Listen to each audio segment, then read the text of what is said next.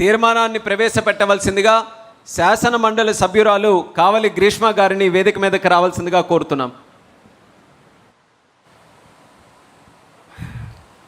గౌరవనీయులైన మన ప్రియతమ నాయకులు, తెలుగు జాతి ఆత్మగౌరవ ప్రతీక, నవ్యాంధ్ర సృష్టికర్త, మన జాతీయ పార్టీ అధ్యక్షులు, పితృ సమానులు, ముఖ్యమంత్రి వర్యులు నారా చంద్రబాబు నాయుడు గారికి యువత గుండెల్లో ఆశాదీపం వెలిగిస్తూ యువగలంతో ఈ రాష్ట్ర రాజకీయ ముఖ చిత్రాన్ని మార్చేసిన మన జాతీయ వర్కింగ్ ప్రెసిడెంట్, యువ నాయకత్వ శిఖరం నారా లోకేష్ అన్న గారికి నా హృదయపూర్వక నమస్కారాలు. ఈ మహానాడు వేదిక సాక్షిగా ప్రజాస్వామ్యాన్ని కాపాడటం కోసం పార్టీ జెండాను గుండెకు హత్తుకొని ఎండనక వాననక సింహాలలా పోరాడుతున్న నా పసుపు సైన్యానికి రెండు చేతులు జోడించి శిరసు వంచి పాదాభివందనం చేస్తున్నాను. మీరే మన పార్టీకి బలం, మీరే మన పార్టీకి ఊపిరి. అన్న నారా లోకేష్ గారు యువగలం ప్రారంభించినప్పుడు, ఏదైతే పాదయాత్ర ప్రారంభించినప్పుడు వైసీపీ వాళ్ళు ఎవరు చేస్తారు ఈ పాదయాత్ర అన్నారు. ఒక్కడుగు కూడా ఎలా వేస్తారో చూస్తామన్నారు. కానీ 3132 కిలోమీటర్లు 226 రోజులు పాటుకు జనం కోసం, జనం మధ్య నిప్పు కణికలాగా నడిచిన లోకేష్ అన్నను చూసి సైకో గుండెల్లో వణుకు పుట్టింది. నారా లోకేష్ గారి యువగలం పాదయాత్ర ముగింపు సందర్భంగా యువగలం డిక్లరేషన్ ప్రవేశపెట్టినప్పుడు తాడేపల్లి ప్యాలెస్ కదిలాయి, గుండెల్లో రైళ్లు పరిగెత్తాయి. అయితే కేవలం 23 నెలల్లో 6,28,000కు పైగా జాబ్స్ కల్పించడమే కాకుండా 23 లక్షల కోట్ల పెట్టుబడులకు ఒప్పందాలు కుదుర్చుకొని 24 లక్షల ఉద్యోగాల దిశగా అడుగులు వేయడం సాధారణ పరిపాలన కాదు. ఇది కేవలం యువత భవిష్యత్తుపై ఉన్న నిబద్ధత, ఆయనకున్న నిబద్ధత కనిపిస్తుంది. మెగా డిఎస్సి ద్వారా 15,000కు పైగా టీచర్ పోస్టులు భర్తీ చేయటం, పోలీసు శాఖలో వేలాది నియామకాలు, జాబ్ ఫెయిర్స్, స్కిల్ డెవలప్మెంట్, ఎంఎస్ఎంఈల ద్వారా లక్షలాది యువతకు ఉపాధి, ఇవి కేవలం గణాంకాలు కాదు, వేలాది కుటుంబాలు వెలిగిన ఆశలు. ఈరోజు మహానాడు వేదిక కేవలం ఒక కార్యక్రమం కాదు, ఇది రాబోయే ప్రజా ప్రస్థానానికి దిక్సూచి. ఇక్కడ నిలబడి మాట్లాడడం అంటే ఒంట్లో రక్తం ఉడుకుతుంది.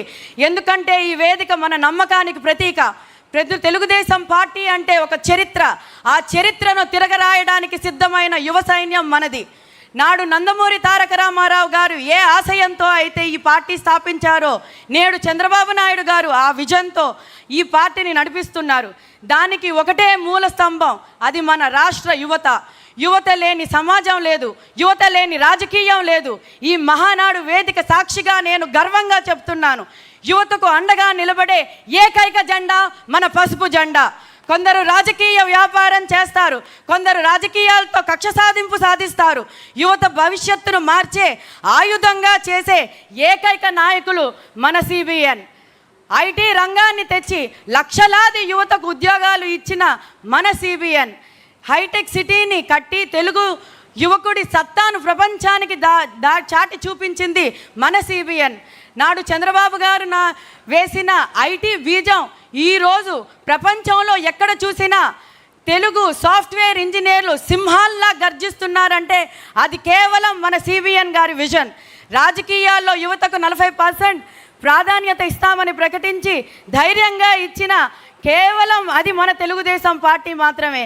యువతకు కేవలం ఓటు వేసే హక్కు మాత్రమే కాదు, శాసించే హక్కు, నాయకత్వం వహించే హక్కు కూడా ఉండాలని నమ్మింది మన పార్టీ. ఇక మన లోకేష్ అన్న గారు యువగలం పాదయాత్రలో రాష్ట్రంలో ఏ యువకుడిని కదిలించినా ఒకటే మాట వినిపించేది, నా నమ్మకం నాకు దొరికింది, అదే లోకేష్ అన్న, ఆ పేరే లోకేష్ అన్న. 4,000 కిలోమీటర్లు పైగా ప్రతి యువకుడి కష్టాన్ని కన్నీళ్లు తుడుస్తూ వారికి భరోసా ఇచ్చి రియల్ పీపుల్స్ లీడర్గా ఆయన ఈరోజు మారారు. యువత అంటే కేవలం డిగ్రీ సర్టిఫికెట్లు పట్టుకోవడమే కాదు, ఈ రాష్ట్ర భవిష్యత్తు మార్చే కొత్త ఆయుధాలు అని నిరూపించారు.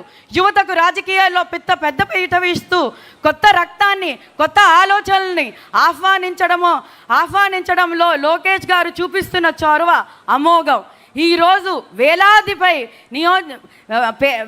వేదికపై నియోజకవర్గం యువ నాయకులు గర్జిస్తుంటే దానికి కారణం నారా లోకేష్ అన్న ఇచ్చిన ప్రోత్సాహం. కానీ గత ప్రభుత్వం వల్ల రాష్ట్ర పరిస్థితి, యువత చేతుల్లో ఉండాల్సిన ల్యాప్టాప్లు కానీ దురదృష్టవశాత్తు కొందరు వారి చేతుల్లో గంజాయి పెట్టారు. యువతకు కావాల్సిన ఉద్యోగాలు లేవు, నోటిఫికేషన్లు లేవు, మెగా డిఎస్సీలు లేక వైసీపీ కంప్లీట్గా యువతని పక్కదోవ పట్టించేసింది. ఆత్మహత్యలు చూసాం, యువతని బాధ పెట్టడం చూసాం. అది ఏది ఇంకా సిబిఎన్ రాజ్యంలో ఉండదు. యువతకు కేవలం జెండాలు మోయడం వాడడమే కాదు, ఆ తర్వాత వాళ్ళని రక్తం చిందించడం కోసం వాడుకున్న వైసీపీ లాంటి పార్టీ మనది కాదు.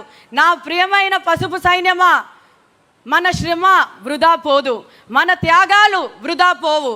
సిబిఎన్ గారి అనుభవం, నారా లోకేష్ గారి ఆధునిక ఆలోచనలు, యువత అయిన మన ఉత్సాహం, ఈ మూడు కలిస్తే నవ్యాంధ్రప్రదేశ్ మళ్ళీ ఘన విజయంగా ఏదైతే మనం ముందు సృష్టించుకున్నామో సన్ రైజ్ స్టేట్గా మళ్ళీ మనం అది నిర్మించుకుంటాం.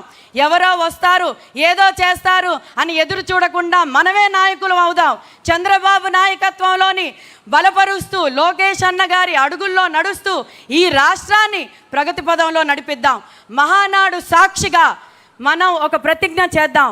యువ శక్తి దేశానికి శ్రీరామ రక్ష, మన పసుపు జెండా ఏపీకి ఏకైక దిక్కు. జై తెలుగుదేశం. ధన్యవాదాలు గ్రీష్మ గారు. ఇదే తీర్మానాన్ని బలపరచడానికి పెట్టకుండా అక్కడ కూడా తెలుగు ప్రజల్ని సంరక్షించుకోవడానికి తెలుగుదేశం పార్టీని ఒక ఆయుధంలాగా వాళ్ళందరూ కూడా వినియోగించుకొని ముందుకు నడిపిస్తున్నారు. అలాగే వాళ్ళు ఫ్లైట్ తాలూకా సమస్య కూడా చెప్పడం జరిగింది సార్. ఇప్పుడు ప్రస్తుతం ఎయిర్లైన్స్ కేటీఎఫ్గా ఉన్నటువంటి సమస్య వల్ల విశాఖపట్నం నుంచి అండమాన్ వెళ్తున్నటువంటి సర్వీస్ని ప్రస్తుతం ఆపడం జరిగింది. దాన్ని ఖచ్చితంగా పునరుద్ధరణ చేయడానికి మళ్ళీ మా వంతుగా ప్రయత్నం చేస్తున్నాం, వీలైనంత త్వరగా చేస్తామని అండమాన్లో ఉన్నటువంటి కార్యకర్తలందరికీ కూడా సభాముఖంగా తెలియజేసుకుంటూ ఈ యొక్క స్పీచ్తో మనం కార్యకర్తే అధినేత అన్నటువంటి తీర్మానాన్ని ఈ వేదిక ద్వారా ఆమోదం తెలియజేసుకుంటున్నాం. తరువాత ప్రవేశపెట్టబడుతున్నటువంటి తీర్మానం యువగలం తీర్మానం.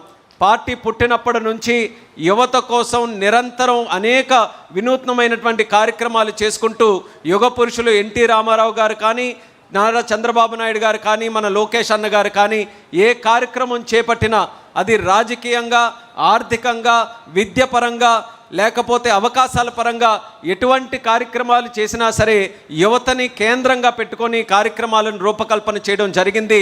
దాని తాలూకా ప్రభావం వల్లే ఈరోజు ప్రపంచ స్థాయిలో తెలుగు వాళ్ళు, తెలుగు యువకులు అందరూ కూడా ఉన్నతమైనటువంటి స్థానాల్లో పనిచేయగలుగుతున్నారనంటే దానికి కారణం మన అధినేత చంద్రబాబు నాయుడు గారి తాలూకా కృషి, తెలుగుదేశం పార్టీ అవలంబించినటువంటి సంస్కరణలనేది మరొకసారి గుర్తు చేసుకుంటూ ఈ యొక్క యువగలం తీర్మానాన్ని ప్రవేశపెట్టే ముందు దీనికి సంబంధించినటువంటి ఇంట్రొడక్టరీ వీడియోని ప్లే చేయవలసిందిగా మీడియా టీంని కోరడం జరుగుతుంది. సమాజంలో ఏ మార్పును తీసుకురావాలన్నా, ఏ వ్యవస్థను చక్కదిద్దాలన్నా యువత సహకారం లేనిదే సాధ్యం కాదు. యువశక్తిని నిర్వీర్యం చేసిన, యువగళాన్ని నొక్కిపెట్టిన అది సమాజానికి, రాష్ట్రానికి, దేశానికే ప్రమాదకరం. అందుకే యువగళానికి ప్రాధాన్యత ఇవ్వాలంటారు చంద్రబాబు గారు. ఆ ఫలితమే నారా లోకేష్ గారి యువగళం పాదయాత్ర. ఆ పాదయాత్రలో మొత్తంగా 1,50,00,000 మందిని లోకేష్ గారు కలుసుకున్నారు. యువతకు ప్రాధాన్యత ఇస్తూ వారు కోరుకున్నట్టుగా 5 ఏళ్లలో 20 లక్షల ఉద్యోగాలకు హామీ ఇచ్చారు. దేశంలో నైపుణ్య గణన అనేది మొదటిసారి వినడం. ఇటువంటి ఆలోచన మొదటగా చేసింది మంత్రి లోకేష్. తన సొంత నియోజకవర్గమైన మంగళగిరిలోనే మొదటగా నైపుణ్య గణన ప్రారంభించారు. జగన్ హయాంలో యువతను మత్తుకు బానిసలను చేస్తే ఆ సమయంలోనే బాధ్యత గల యువకుడిగా డ్రగ్స్ వినియోగం నిరుద్యోగ వ్యతిరేక పోరాటాన్ని మొదలుపెట్టారు నారా లోకేష్ గారు. ప్రతి పాఠశాలలో, కళాశాలలో ఈగల్ టీములను ఏర్పాటు చేయించి డ్రగ్స్ వద్దు బ్రో అనే పేరుతో క్యాంపెయిన్ నిర్వహిస్తున్నారు. పార్టీ విషయానికి వస్తే యువ గళానికి ఎంత ప్రాధాన్యత ఉందో అందరికీ తెలుసు. అలాగే సాంకేతికతపై పట్టున్న లోకేష్ గారు పార్టీ పర్యవేక్షణ కోసం మై టీడీపీ యాప్ ను సమర్థవంతంగా వాడుతున్నారు.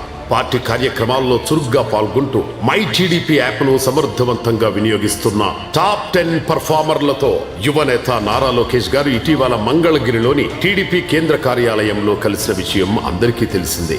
ఈ మధ్యనే మన యువనేత లోకేష్ గారికి టీడీపీ నేషనల్ వర్కింగ్ ప్రెసిడెంట్ గా బాధ్యతలు అప్పజెప్పింది పార్టీ. ఆయన నాయకత్వంలో